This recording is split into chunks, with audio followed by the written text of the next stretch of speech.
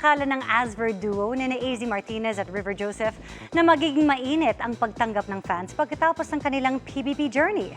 Bukod sa naranasang challenges at self-discovery sa loob ng bahay ni Kuya, si AZ tila may gusto pang ituloy na kwento hanggang dito sa outside world. Makichika kay Aubrey Carampel. Still on Cloud9 pa rin ang unexpected duo ni AZ Martinez at River Joseph. Days after lumabas sa bahay ni Kuya.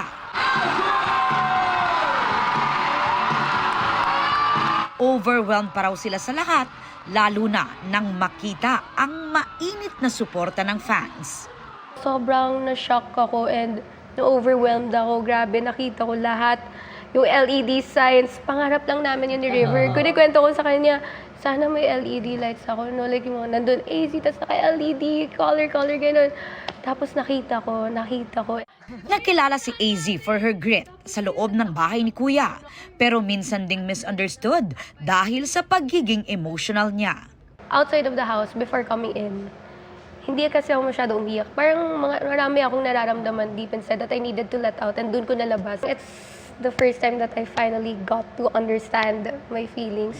Naging usap-usapan din ang tila tampuhan nila ng kaibigan at kapwa housemate na si Shuvi Etrata. Pag-amin ni Shuvi nang sumalang sa GMA Integrated News interviews na nakaramdam siya ng betrayal mula kay AZ. Sabi ni AZ, hindi pa sila nabigyan ng pagkakataong makapag-usap muli.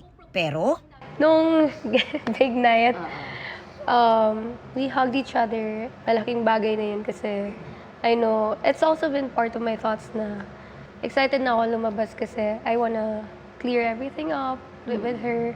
I wanna see if our friendship is nandun pa kasi I really value our friendship inside the house and even before that. kung si AZ madalas ipakita ang kanyang totoong nararamdaman sa loob ng bahay, it took time naman kay River para i-open up ang kanyang kwento sa housemates. First week, tahimik pa ako. I was still trying to get to know everyone. And after a few days, parang I got more comfortable with everyone. And that's when I started opening about kung sino talaga ako at ano yung story ako. Dahil sa palaging kalmado at nakangiti, binansagang green flag ng netizen si River. Feeling ko it's the way I was raised and by my parents, how they brought me up. And I feel like also yung pinagdaanan ko yung mga challenges ko na face ko sa past. That's what made me who I am today. I think I also got it from my dad who was sobrang generous. I feel like since we're so blessed, we could be a blessing to others. Nakita rin ng viewers ang haba ng PC ni River sa isang sikretong task kung saan kinailangang mapalabas ng housemates ang emosyon ni River na galit. Paliwanag ni River. I don't get triggered that easily. And super rare talaga ako magalit. I can take whatever they throw at me. But when it's other people who are involved and they can't stand up for themselves, I feel like I have to be the one to stand up for them. Masaya ang Asver na reunited na sila sa kanilang pamilya. Pero aminadong nasisepangs pa rin sa mga housemate na nagbalik PBB house recently para sa isang pool party. Viral sa post-big night celebration na yon ang duet ni AZ at ni Ralph De Leon.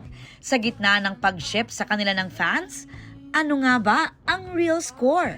We're really good friends and hindi pa po kami masyado nakapag-catch up kasi we're enjoying time with our families. Pero nagkita kami, like he was here kanina. We began catching up. I hope to get to know him more here in the outside world. Aubrey Carampel, updated sa showbiz happenings.